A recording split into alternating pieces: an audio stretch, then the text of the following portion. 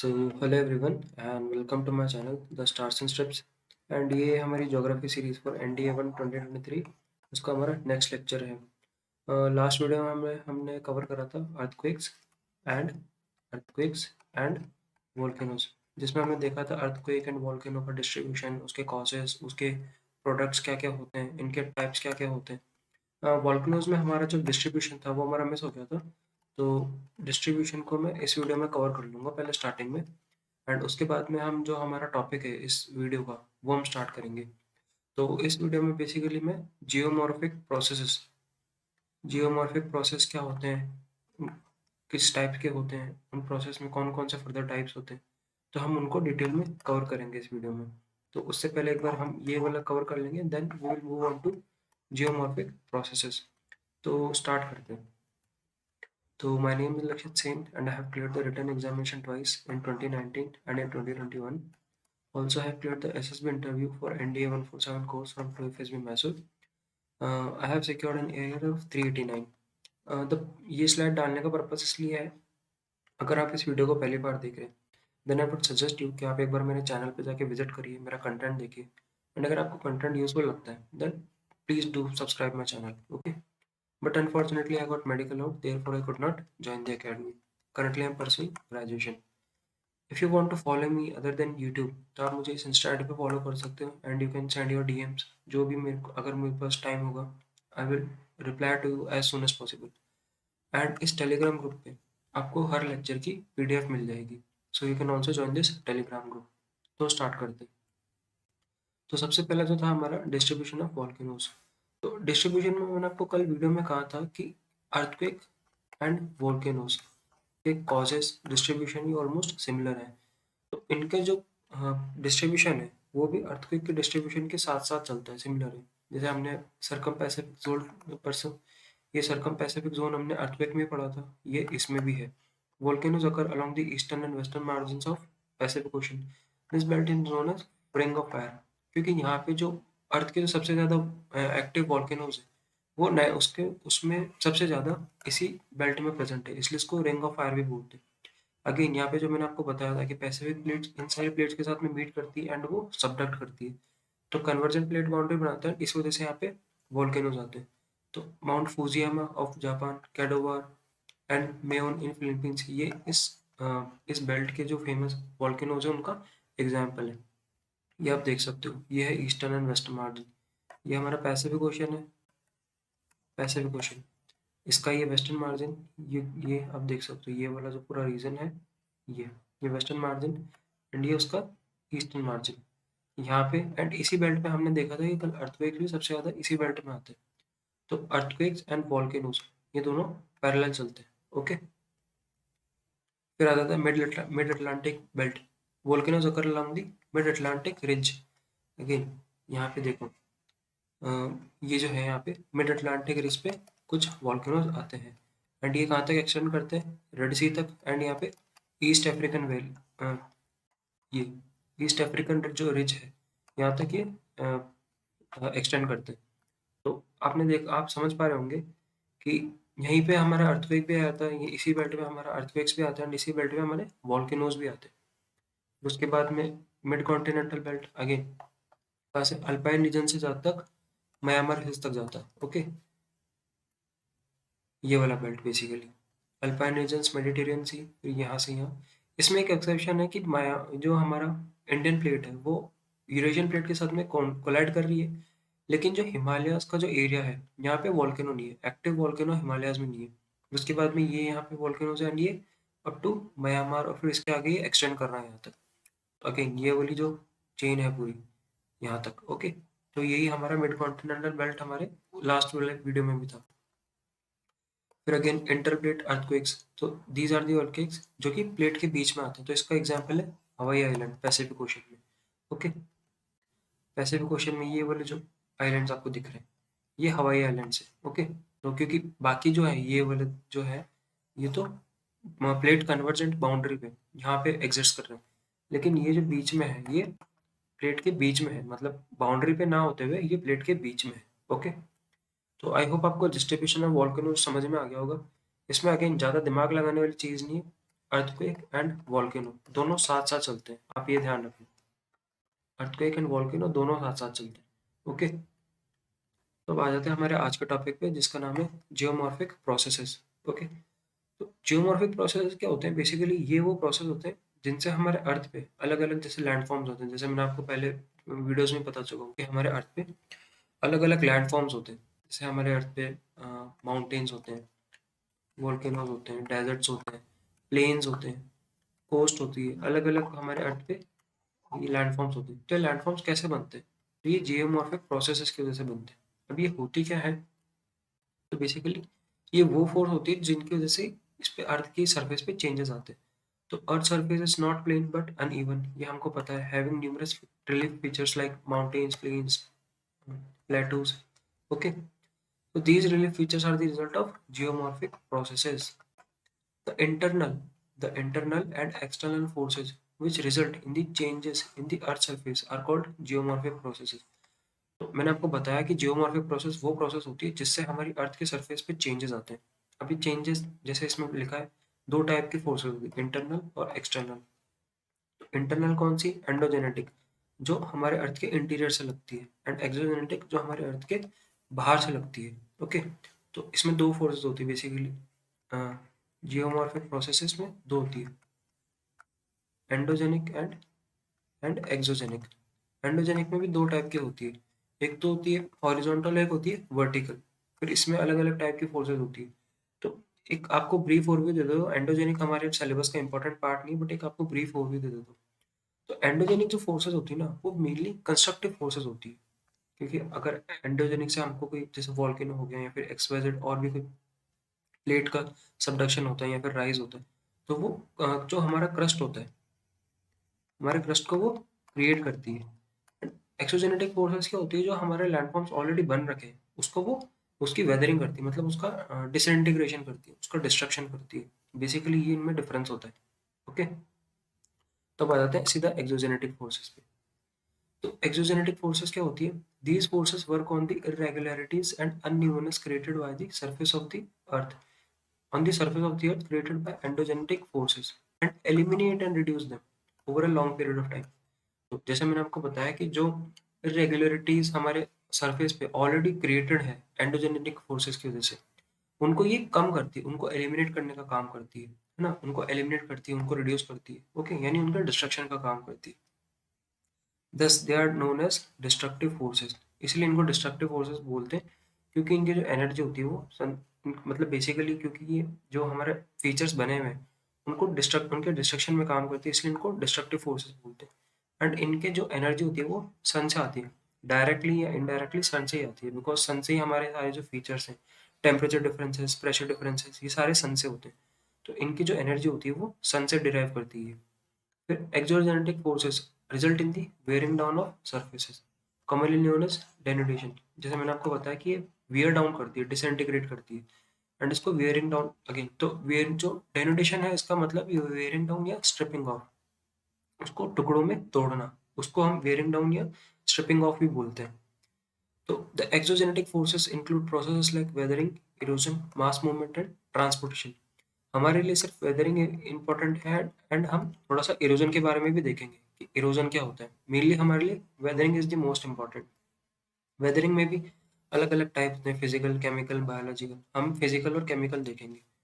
Mass movement and transportation is not important for us. ये जो civil services के लिए पढ़ते हैं ज़्यादा डिटेल में, उनको पढ़ना होता है। The agents of denudation processes are running water, ground water, glaciers, waves, currents and winds।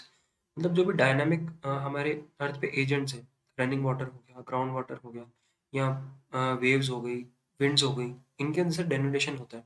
कैसे होता है, किन किन तरीकों से होता है, वो अभी हम देखेंगे। These exogenetic forces vary from region to region based on the different climatic conditions of different regions. Again, जहाँ पे अलग अलग, क्योंकि हमारे अर्थ पे जो कंडीशंस है अलग अलग, वो हर जगह पे थोड़ी डिफरेंट है।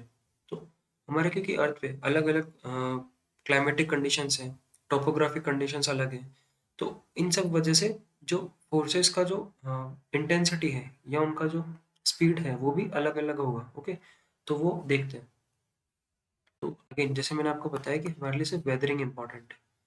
तो Once a rock is exposed to the surface due to endogenetic forces, various external forces start working on the surface to reduce the irregularities and make the surface plane again.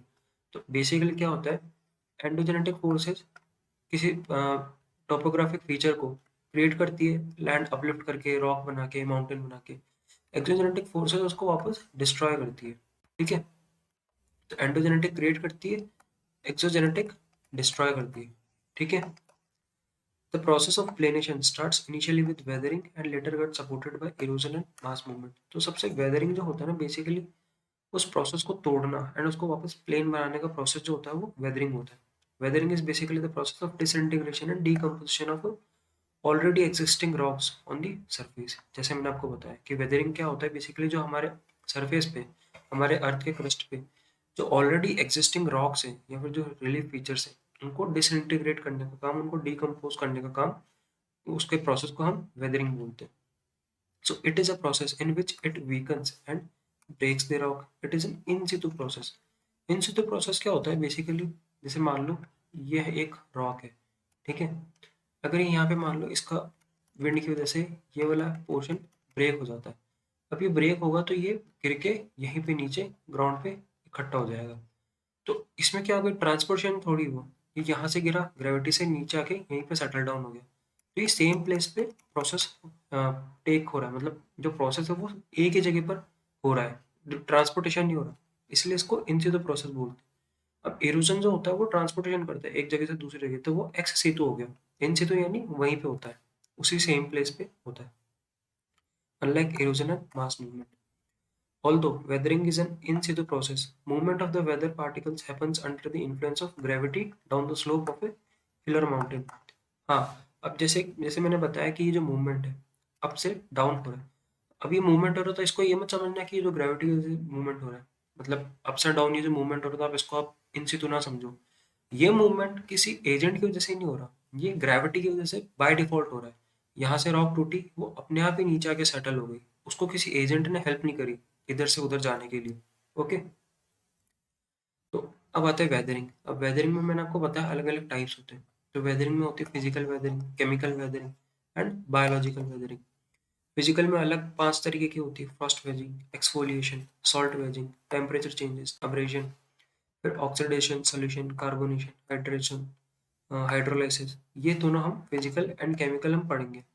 Biological is not important for us, it is not the part of the syllabus, but एक brief overview.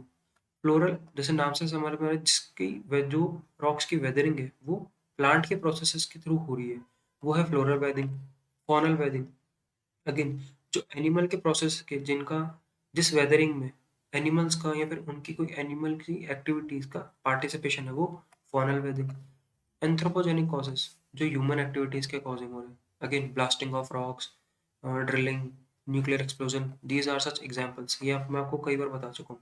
अब मान लो किसी एक rock का weathering अगर 150 साल में या 200 साल में हो रहा है, वहीं पे अगर ह्यूमन ने एक ब्लास्ट कर दिया तो वो कुछ सेकंड्स में पूरी रॉक टूट के बिखर जाएगी। तो एंथ्रोपोजेनिक कॉजेज। फिर अगेन बायोकेमिकल कॉजेज, जो कहीं ना कहीं फ्लोरल से थोड़े से कनेक्टेड होते हैं, but again it is not the part of the syllabus, तो हम इस पर ज़्यादा एम्फोसिस नहीं करेंगे। तो फिजिकल वेदरिंग सबसे पहले है, तो हम इसको स्टार्ट करते हैं। तो अब आता है physical weathering. As the name suggest, it is the physical disintegration and reduction in the size of the already existing rocks without any change in their chemical composition। मतलब इसमें क्या है, मान लो कोई रॉक है ऑलरेडी एग्जिस्टिंग, उसके chemical composition में कोई चेंज नहीं आएगा, उसका सिर्फ फिजिकल डिसइंटीग्रेशन होगा, सिर्फ सिर्फ चेंज इन साइज होगा उसमें, उसका बस साइज बदलेगा और कुछ भी नहीं होगा उसमें। ठीक है, अब के साइज कैसे बदलेगा, अगेन इसके 5 प्रोसेसेस, इसको हम पढ़ेंगे। बट बेसिकली ये प्रोमिनेंट कहाँ पे होती है, जहाँ पे ड्राई, हॉट या कोल्ड रीजन होता है। बेसिकली जहाँ पे ड्राई एक्सट्रीम जो वहाँ पे वेदर होता है ना, वहाँ पे ये प्रोमिनेंट होती है। क्यों होती है, क्योंकि टेम्परेचर चेंजेस होते हैं, टेम्परेचर चेंजेस से मटेरियल में वेरिएशन आते हैं एंड उससे जो डिसइंटीग्रेशन होती है वो फास्ट होती है। अगेन इसको देखेंगे, बट बेसिकली अगेन जैसे हम पढ़ते थे ना, physical changes and chemical changes in materials. तो फिजिकल में कैसे होता था, सिर्फ साइज चेंज होता था, सिर्फ फिजिकल प्रॉपर्टी चेंज हो जाती है, एंड ये रिवर्सिबल भी होता था। इस केस में रिवर्सिबल नहीं है, बट फिजिकल चेंजेस जैसे हमको पता था कि सिर्फ इसमें साइज में चेंज होता है, फिजिकल प्रॉपर्टीज में चेंज होता है। ठीक है, तो इसमें भी बस वही है, कुछ उस तरीके से आप एनालॉजी बना के आप याद कर सकते हो। तो अब इसमें ये 5 जो टाइप्स है, इनको एक एक करके देखते हैं। तो फर्स्ट है एक्सफोलिएशन। एक्सफोलिएशन बेसिकली क्या होता है, सपोज करो आप ये एक रॉक है हमारे अर्थ पे, ठीक है। अब इस रॉक में, सपोज करो इस रॉक में ये वाली जो ऊपर की लेयर है, ये विद टाइम इरोड हो गई, मतलब ये यहाँ से हट गई, ठीक है। तो इसके नीचे वाली ये वाली जो रॉक है, अब इस रॉक के ऊपर का जो प्रेशर है ये हट गया, क्योंकि सपोज करो ये रॉक है एंड इसके यहाँ पे ये वाली हट गई, तो ये ऊपर का जो इसका प्रेशर था ये वाला, ये रिमूव हो गया, तो ये ऊपर एक्सपैंड करना स्टार्ट करेगी। तो ये वाली रॉक जो है वो ऊपर एक्सपैंड करना स्टार्ट करेगी। एंड जैसे जैसे ये ऊपर एक्सपैंड करना स्टार्ट करेगी वो रॉक, तो अब क्योंकि अगेन सॉलिड मटेरियल है, रॉक जो है वो सॉलिड स्टेट में है, तो एक लिमिट से ज़्यादा उनकी एक्सपेंशन हो नहीं पाएगा, एंड जैसे जैसे एक्सपैंड करेगी वो टूट जाएगी, उनमें स्ट्रेस क्रिएट होगा एंड वो उनमें फ्रैक्चर्स आ जाएंगे एंड वो डिसइंटीग्रेट हो जाएगी। When the overlying rocks at any surface are removed by the continuous process of erosion, the vertical pressure at any surface is removed. This process is known as unloading. Again जो मैंने आपको समझाया वही है, या फिर डायग्राम से भी देख सकते हो। जैसे एक ये रॉक का पीस है, तो जब ये अंदर था तब इस पे चारों डायरेक्शन से, हर डायरेक्शन से एक इक्वल प्रेशर लग रहा था। विद टाइम ये पोर्शन इरोड हो गया, इसमें ऊपर तो प्रेशर लग नहीं रहा है, तो ये वाली रॉक ऊपर तो एक्सपैंड हो रही है, मतलब यहाँ पे तो इक्विलिब्रियम में है, यहाँ से फोर्स लग रहा है उसी को यहाँ से ये बैलेंस कर रहा है, यहाँ से ये फोर्स लग रहा है उसको यहाँ से ये बैलेंस कर रहा है। बट यहाँ पे जो फोर्स लग रहा है इसको बैलेंस करने का फोर्स है नहीं, तो यह भी एक्सपैंड होंगे एंड एक्सपैंड होने से ये टूट जाएगी। ओके, एंड ये जो इरोजन होता है इसको हम बोलते हैं unloading. As the overlying pressure is removed from the process of unloading, it causes underlying rocks to expand and move upwards. जैसे जैसे रॉक बढ़ेगी एंड वो टूट जाएगी। This expansion of rocks in the upward direction causes disintegration in the rocks. Fractures occurs in the horizontal direction and therefore is known as sheet fractures. Again, इसमें जो fracture आ रही है, ये जो टूटा है ये हॉरिजॉन्टल डायरेक्शन में टूटा है, तो उसको हम शीट फ्रैक्चर भी बोलते हैं। This type of weathering mainly occurs in the intrusive igneous rocks or metamorphic rocks when the overlying material is removed through the process of erosion. Again, intrusive क्यों? क्योंकि वो पहले से, just a second, intrusive क्यों? क्योंकि वो जो material है वो ऑलरेडी अर्थ के अंदर कवर है। मेटामॉर्फिक, अगेन इंट्रूसिव मेटामॉर्फिक, जैसे जैसे वो ऊपर का पोर्शन जो है वो इरोड होगा, तो जो सरफेस है, जो मतलब जो अंदर वाला मटेरियल है वो सरफेस के ऊपर मतलब सरफेस के ऊपर आएगा एंड उससे धीरे धीरे वेदरिंग होगी। तो ये प्रोसेस है एक्सफोलिएशन। ठीक है, फिर आता है frost wedging. It is a mechanical weathering process which occurs because of the freeze thaw action of water.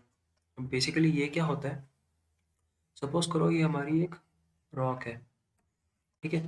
अब रॉक ऐसा तो है नहीं कि बिल्कुल सही होती है, बिल्कुल ऐसे एक ही यूनिफॉर्म मटेरियल की होती है।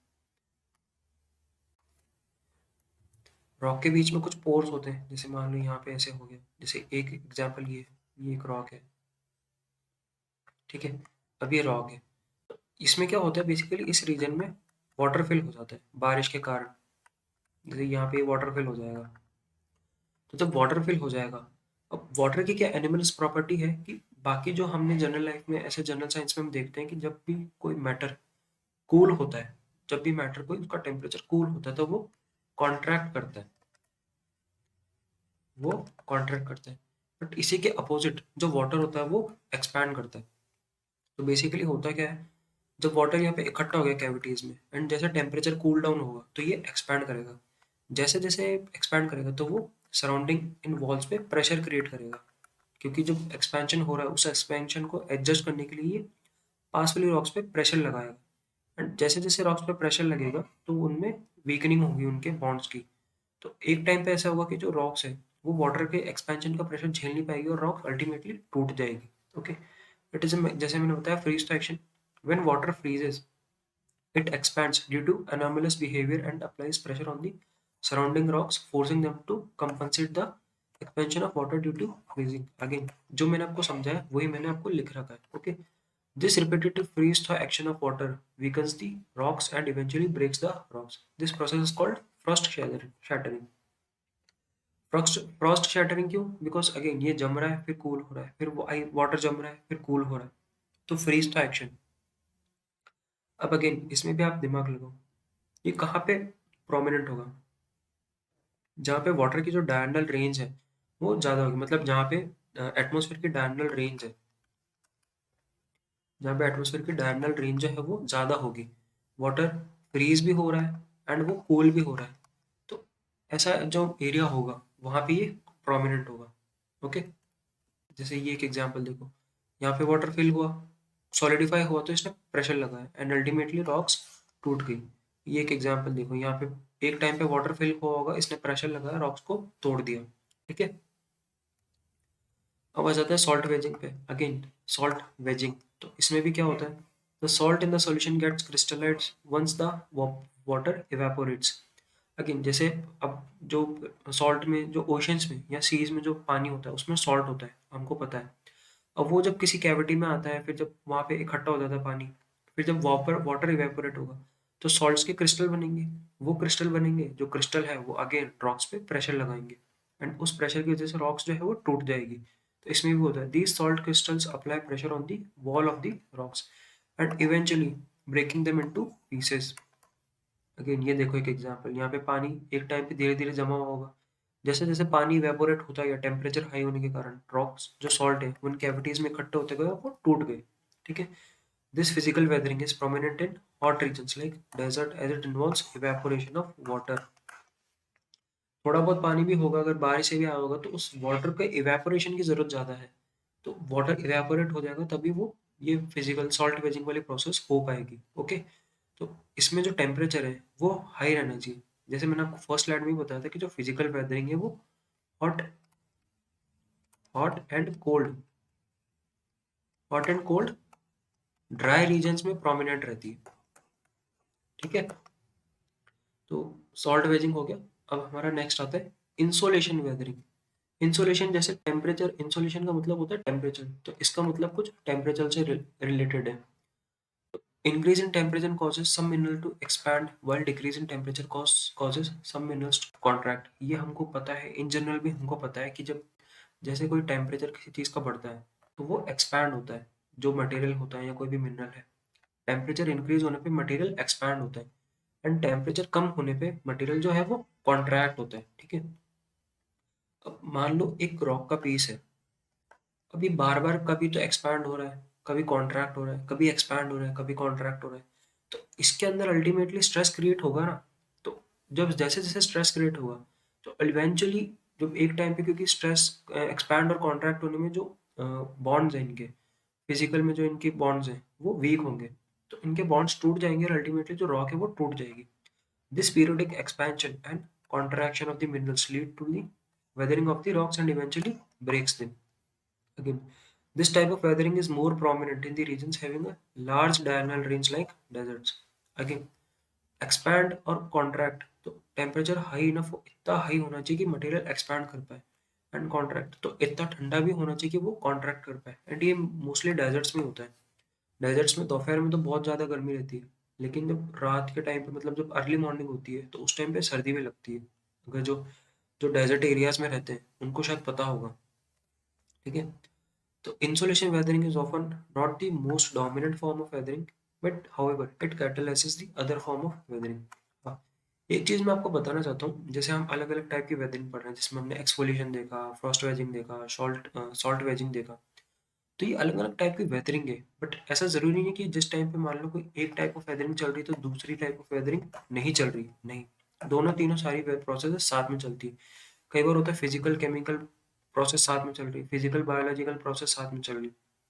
तो कई बार क्या होता है, जैसे ये इंसोलेशन वेदरिंग है, तो it is not the prominent, but ये जो अगर कोई दूसरी प्रोसेस चल रही है तो ये उसको कैटेलाइज कर देती है। अगेन मान लो सॉल्ट वेजिंग है, तो सॉल्ट वेजिंग में अगर टेम्परेचर हाई होगा तो वाटर इवेपोरेट जल्दी होगा, तो इसमें इंसोलेशन वेदरिंग की वजह से वो एक्सपैंड भी कर रहा है और वाटर भी इवेपोरेट जल्दी हो रहा है।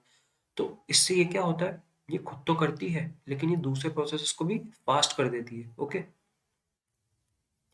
ये देखो, ये रॉक है, पहले एक्सपैंड हुआ, फिर रात में कॉन्ट्रैक्ट हुआ, फिर एक्सपैंड हुआ, फिर कॉन्ट्रैक्ट हुआ, ऐसे इसमें स्ट्रेस बिल्डअप हो जाएगा एंड इवेंचुअली ये इसमें क्रैक्स आ जाएंगे, क्रैक्स की वजह से टूटेगा, तो ये कुछ इसमें वेदरिंग होगी एंड इसका साइज रिड्यूस हो जाएगा। ओके, आई होप आपको पिक्चर से कुछ क्लैरिटी आई होगी। हम आता है लास्ट फिजिकल वेदरिंग में अब्रेजन। अब्रेजन बेसिकली क्या होता है, जब मान लो दो मटेरियल टकराते हैं एक दूसरे से, अगर जैसे आप मान लो ये एक मटेरियल है दूसरा मटेरियल है, इन दोनों को जब ये स्ट्राइक करेंगे तो ऑब्वियसली कुछ एनर्जी लूज होगी एंड कई बार ये इनके जो बॉन्ड्स है वो टूट जाएंगे।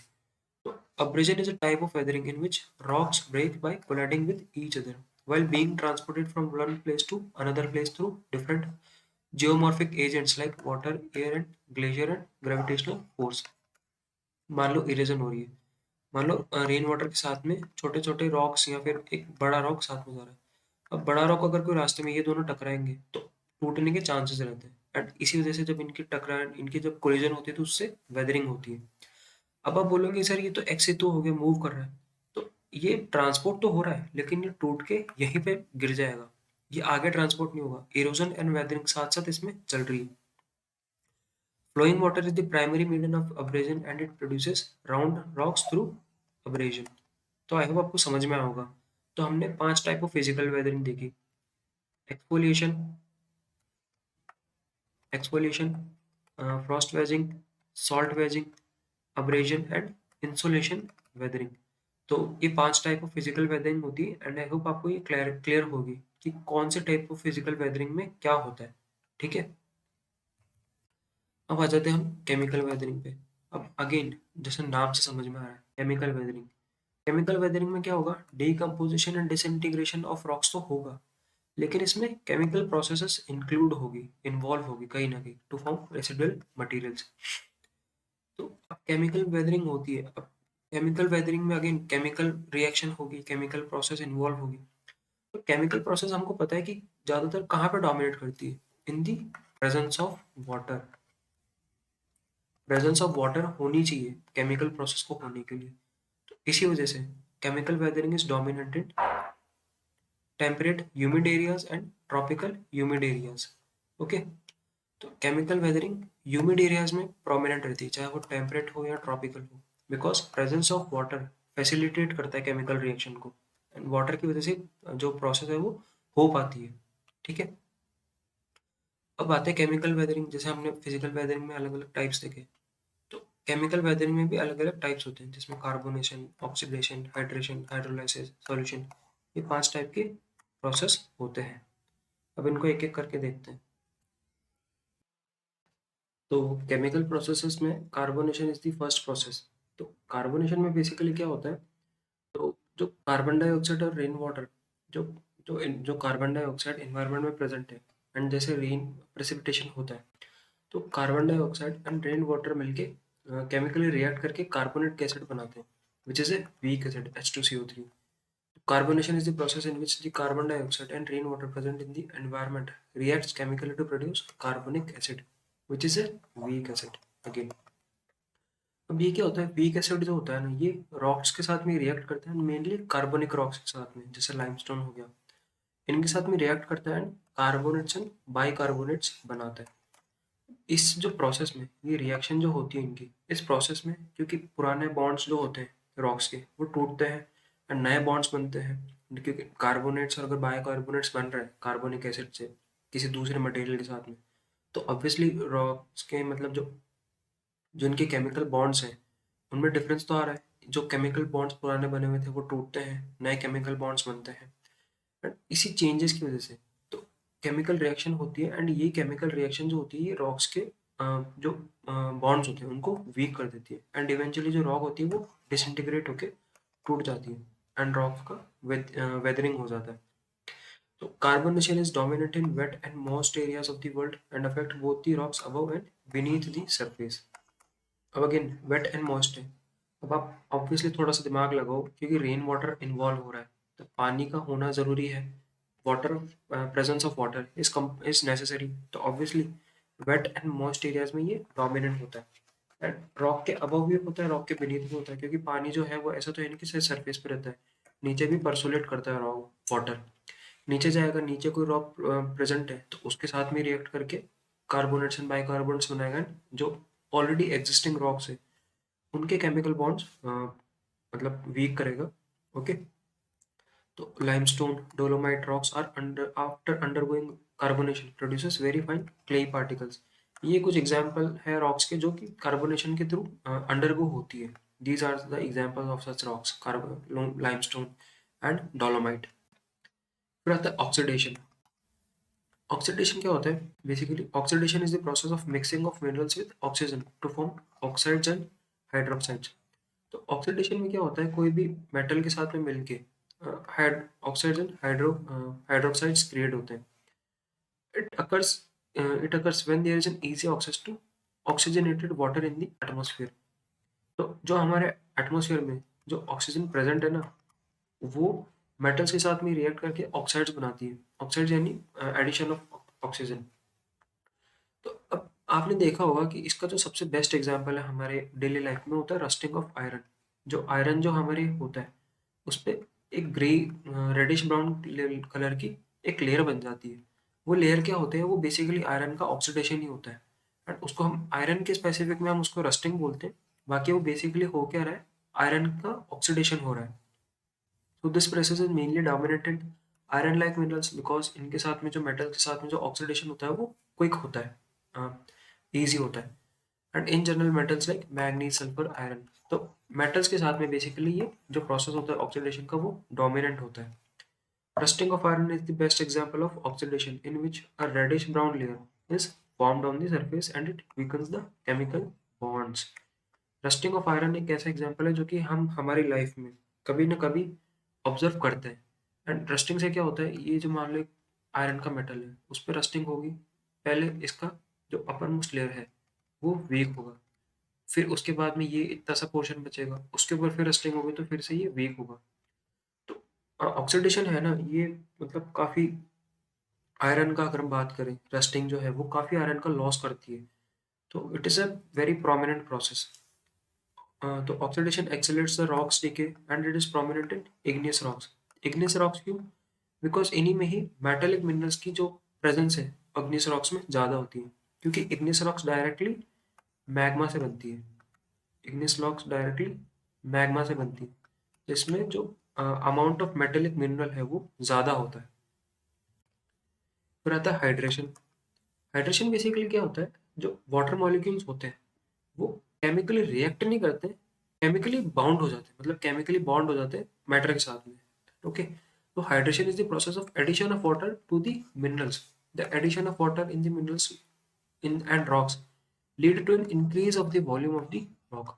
अब मान लो ये एक रॉक का पीस है, अब इसमें जो एक्सटर्नल थोड़ा सा वाटर है वो इसके साथ में ऐड हो गया। मतलब इसके जो बीच में पोर्स एंड कैविटीज है, क्योंकि जो इनका जो लैटिस होता है, मतलब इनका जो स्ट्रक्चर होता है उसके बीच में ये जो कैविटीज होती है यहाँ पे वाटर ऐड हो जाता है। अब क्योंकि जो वाटर है वो ऐड हो गया तो इसका वॉल्यूम बढ़ा। वॉल्यूम बढ़ने से क्या होता है? किसी चीज़ का अगर वॉल्यूम बढ़ गया तो उसमें वेट आएगा, वेट आएगा तो उसमें स्ट्रेस एंड स्ट्रेन क्रिएट होगा। एंड उस स्ट्रेस की वजह से धीरे धीरे अल्टीमेटली रॉक्स का डिसइंटीग्रेशन हो जाता है, रॉक्स टूट जाती है। तो हाइड्रेशन ये बेसिकली ये प्रोसेस होता है। एंड हाइड्रेशन से क्या है? कलर भी चेंज होता है, बिकॉज अगेन वाटर किसी भी मटेरियल के साथ में वाटर ऐड हो रहा है तो अलग अलग मटेरियल का कलर अलग अलग होगा वाटर के साथ में। वाटर भी डिपेंड करता है, एटमॉस्फेयर में कार्बन डाइऑक्साइड प्रेजेंट है तो एसिडिक वाटर होगा तो वो अलग अलग कलर होता है। इसका बेस्ट एग्जांपल है एनहाइड्रेट। जब CaSO4 होता है उसमें 2.H2 मिलके वो जिप्सम बना लेता है। ये एक इसका बेस्ट एग्जांपल है। ठीक है, तो आई होप आपको हाइड्रेशन समझ में आया होगा।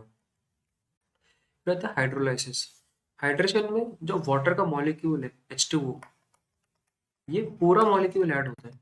लेकिन हाइड्रोलाइसिस में क्या होता है? रिएक्शन होती है। इसमें H+ और OH आयन वाटर के साथ में रिएक्ट करते हैं। तो H+ आयन जो रिएक्ट करते हैं मिनरल्स के साथ में वो वीक एसिड्स प्रोड्यूस करते हैं। अब अगेन ये वीक एसिड्स जो रॉक्स होती है उनके साथ में रिएक्ट करते हैं, रिएक्ट करके ही उनके केमिकल बॉन्ड, जो पुराने केमिकल बॉन्ड्स तोड़ते हैं, नए रॉक्स बनाते हैं। तो इसमें जो रॉक होती है उनकी वेदरिंग हो जाती है। The reaction of these rocks creates new compounds which generally are weaker and softer than their parent rocks. This process is common in the igneous rocks as they are composed of silicate minerals such as quartzite and feldspar, which combine with the water very fast. तो water का presence का importance देख लो। जो water जो presence रहता है उसका H+ ion and OH+ ion से वो रिएक्ट करता है एंड उसी से हाइड्रोलाइसिस होता है। नेक्स्ट है सोल्यूशन। सोल्यूशन अगेन नाम से समझ में आ रहा है, सोल्यूशन किसी चीज का किसी दूसरे मटेरियल में डिसॉल्व हो जाना। सोल्यूशन हम बनाते हैं ना, एक चीज को हम दो एक में एक हमने मटेरियल ए लिया, दूसरा मटेरियल बी लिया, इन दोनों को मिक्स करा, एक सोल्यूशन बना लिया। तो सोल्यूशन में क्या होता है, जो मिनरल्स होते हैं वही वाटर में डिसॉल्व हो जाता है डायरेक्टली। तो solution is the process in which the minerals directly dissolve into the water. Simple, कोई कंफ्यूजन नहीं रखना इसमें। सॉल्यूशन मतलब सिंपल, जो मटेरियल है जो रॉक है वो डायरेक्टली खुद ही वाटर में डिसॉल्व हो जाती है। This process is most common on the rocks containing rocks such as limestone. Limestone जो है वो काफी सॉल्युबल है बेसिकली वाटर में। Disintegration of the solid minerals depend upon the solubility of rocks. Again हर मटेरियल की एक अलग सॉल्युबिलिटी होती है। एक जैसे अगर हम सैंड लें तो सैंड वाटर के साथ में सॉल्युबल नहीं होता, वहीं पे अगर हम शुगर लें तो शुगर वाटर के साथ में इजीली सॉल्युबल है। तो हर मटेरियल की एक सॉल्युबिलिटी होती है, उसके ऊपर भी डिपेंड करता है। सो द डिसइंटीग्रेशन जो होता है वो मटेरियल की सॉल्युबिलिटी पर डिपेंड करता है। तो solution of large areas of bedrock में cause sink holes to form in which large areas of ground subside. Sink holes basically क्या होता है, मान लो ये हमारा ग्राउंड है, रेनफॉल हो रही, मान लो यहाँ पे कोई ऐसा, इस स्पेसिफिक रीजन में कोई ऐसा मटेरियल है जो कि वाटर के साथ में इजीली डिसॉल्व हो सकता है। अगर मान लो यहाँ पे इस रीजन में कोई ऐसा मटेरियल है जो कि वाटर के साथ में उसकी सॉल्युबिलिटी ज़्यादा है, अब ये का रीजन तो वाटर के साथ में डिसॉल्व हो जाएगा। तो बेसिकली क्या होगा, यहाँ पे एक सिंक होल क्रिएट हो जाएगा। सिंक होल बेसिकली क्या होता है, ये वाला जो रीजन है ये यहाँ पे ऐसे एक गड्ढा जैसा बन जाएगा। तो ये फिर ये लैंड प्लेन ना होके एक ऐसा एक गड्ढा जैसा बना लेगी। तो ये जो होल होता है इसको हम सिंक होल बोलते हैं। एंड ये कब होता है, जब पूरा का एक जो ग्राउंड का या एक लैंड का एक स्पेसिफिक पार्ट नीचे सबसाइड कर जाए, नीचे सीधा नीचे कोलैप्स कर जाए एंड एक एक डिप्रेशन क्रिएट कर दे। तो एंड इस डिप्रेशन को क्या बोलते हैं, sink holes. And I hope आपको सिंक होल समझ में आ गया होगा कि क्या होता है, कैसे बनता है। ठीक है, तो अगेन हमने फिजिकल वेदरिंग देखी आज हमने देखा फिजिकल वेदरिंग। उसमें हमने 5 टाइप्स देखे, exfoliation, exfoliation, Frost waging, salt waging, फिर हमने देखा था इंसोलेशन वेजिंग, एंड हमने एक और टाइप देखा था, फिर हमने देखा था अब्रेजन,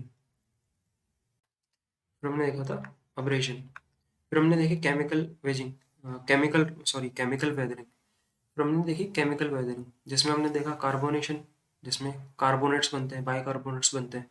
फिर हमने देखा था ऑक्सीडेशन जिसमें ऑक्साइड्स बनते हैं, आयरन के साथ में रिएक्शन होती है, रस्टिंग होती है, जिससे केमिकल बॉन्ड जो है वो वीक होते हैं। फिर हमने देखा हाइड्रेशन जिसमें पूरा का पूरा वाटर मॉलिक्यूल ऐड होता है एंड कोई रिएक्शन नहीं होती। ठीक है, water molecule as it is material के साथ में ऐड हो जाता है एंड उस मटेरियल का वॉल्यूम बढ़ा देता है। ठीक है, फिर आता है हाइड्रोलाइसिस जिसमें वाटर के जो आयन्स हैं H+ एंड OH आयन वो रिएक्ट करते हैं, ना कि पूरा का पूरा molecule as a single entity add होता है। फिर अगेन सॉल्यूशन। तो तो ये हमारा वेदरिंग वाला पोर्शन खत्म हुआ है, physical and chemical weathering. I hope आपको ये समझ में आया होगा। अब हम देख लेते हैं इरोजन। इरोजन ऐसा बहुत ज़्यादा इंपॉर्टेंट नहीं, बट हम इसका एक थोड़ा सा एक बेसिक आइडिया आपको होना चाहिए। तो इरोजन बेसिकली क्या होता है, वेदरिंग जैसे मैंने आपको बताया था कि ये एक वेदरिंग जो है वो एक इन सितु प्रोसेस है। इन सितु प्रोसेस, मटेरियल, ये रॉक है, यहाँ से पोर्शन टूटा, नीचे जाके यहीं पे इकट्ठा हो गया। इरोजन क्या होता है, एक्स सितु प्रोसेस है। एक्स सितु प्रोसेस यानी वो एक जगह से दूसरी जगह पे ट्रांसपोर्टेशन कराएगा। पहले लोकेशन यहाँ थी, यहाँ से लेके यहाँ कर दिया। Erosion is a process of the transportation of the normal or weathered material from one place on earth or to the other. Okay. अब वो मटेरियल नॉर्मल भी हो सकता है या वेदर मटेरियल भी हो सकता है। रॉक टूटी, रॉक आके नीचे गिरी, पानी बहता हुआ आया, पानी यहाँ से इसको लेके चला गया, या विंड आई वो ले गए। नॉर्मल मटेरियल कैसे, डेजर्ट्स की लूजली बाउंडेड सॉइल है, मतलब उसकी डेजर्ट की जो होती है रेगिस्तान की वो ढीली मिट्टी है, मतलब उसके जो पार्टिकल्स है उतनी टाइटली बाउंडेड नहीं है। तेज से हवा का झोंका आया, मिट्टी उड़ा के ले गई। तो ये नॉर्मल मटेरियल या वेदर्ड मटेरियल दोनों को उड़ा के ले जा सकती है। अगेन इसके मैकेनिकल एजेंट्स क्या है, विंड है, वाटर है, एयर है, ग्लेशियर्स है। ग्लेशियर्स भी हो सकते हैं बिकॉज ग्लेशियर्स भी जब पिघलते हैं, फिर ग्लेशियर्स में जब एवलांच आते हैं तो वो भी इरोड करते हैं मटेरियल को। नॉट नेसेसरीली कि अगेन इरोजन ऐसा नहीं कि सिर्फ रेगिस्तान में आता है, इरोजन ट्रांसपोर्टेशन होता है, ट्रांसपोर्टेशन कहीं पे भी हो सकता है। ये एक बड़ा सा एक ग्लेशियर है, यहाँ पे एवलांच आ गया, ये वाला मटेरियल को नीचे ले जाके यहाँ सेटल कर दिया, तो ये ट्रांसपोर्टेशन तो बेसिकली हुआ है ना। तो बस इसी ट्रांसपोर्टेशन को हम इरोजन बोलते हैं। तो mechanical agents have a flow on surface. तो अब क्योंकि फ्लो है, कोई एक मैटर है वो फ्लो कर रहा है, मतलब वो उसका मूव कर रहा है, तो मूव कर रहा है तो उसकी कुछ काइनेटिक एनर्जी होगी। तो the kinetic energy of the material due to their flow is responsible for the erosion of the weathered or not weathered material. Erosion and weathering can take place simultaneously at the same time. Again मैंने आपको पहले भी बताया कि हम जो processes हैं उनको हम सेपरेटली पढ़ रहे हैं, बट इरोजन और वेदरिंग साथ साथ भी हो सकती है। अब जैसे मान लो, जैसे मैंने आपको बताया था कि अब पानी बह रहा है, नदी बह रही है, तो नदी वो वेदरिंग तो कर ही रही है। वो जैसे एक रॉक लेकर आई, उसने दूसरे रॉक को तोड़ा, तोड़ा साथ साथ उसको लेके भी चले गई आगे, पानी के साथ में फ्लो में वो आगे भी बह गया। तो इरोजन एंड वेदरिंग ये सब साथ साथ चलती है, ऐसा नहीं कि, और वेदरिंग में भी मान लो अगर कहीं पे फिजिकल वेदरिंग चल रही है, तो ऐसा नहीं कि वहाँ पे फिजिकल चल रही तो केमिकल नहीं होगी, या केमिकल चल रही तो फिजिकल नहीं होगी। एंड इसमें बायोलॉजी तो हमने पढ़ी नहीं है, बायोलॉजिकल वेदरिंग। तो ये जो तीनों चारों प्रोसेस होती है साथ साथ चलती है, साइमल्टेनियसली चलती है, एक दूसरे को ये कॉम्प्लीमेंट करती है। ठीक है, अलग अलग जो सिचुएशन होती है वो एक दूसरे को कॉम्प्लीमेंट करते हैं। ठीक है, तो फिर हमने वेदरिंग देख लिया और इस वीडियो में हमने इरोजन देख लिया। सो आज के लिए इतना ही। Thanks for watching, and again if you like the content, अगर आपको मेरा कंटेंट अच्छा लग रहा है तो subscribe the channel, like the videos and share the videos. आप अपने दोस्तों के साथ में शेयर करिए जो एनडीए के प्रिपरेशन कर रहे हैं। एंड हाँ, एक जो हमारे जो प्रैक्टिस सेशन है वो कॉन्टिनेंटल ड्रिफ्ट थ्योरी के बाद में अभी तक नहीं आया। तो again as I told you कि मैं जॉब करूँ तो अभी मुझे थोड़ा टाइम नहीं मिल पा रहा है, एंड ऑल्सो क्योंकि इनके जो क्वेश्चंस है वो ज़्यादा नहीं है।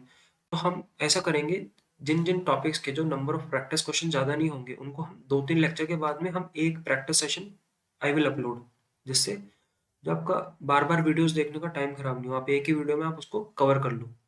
Okay, so my name is Lakshit Sen.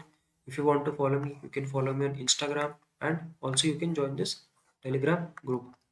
So thanks for today and Jai Hind.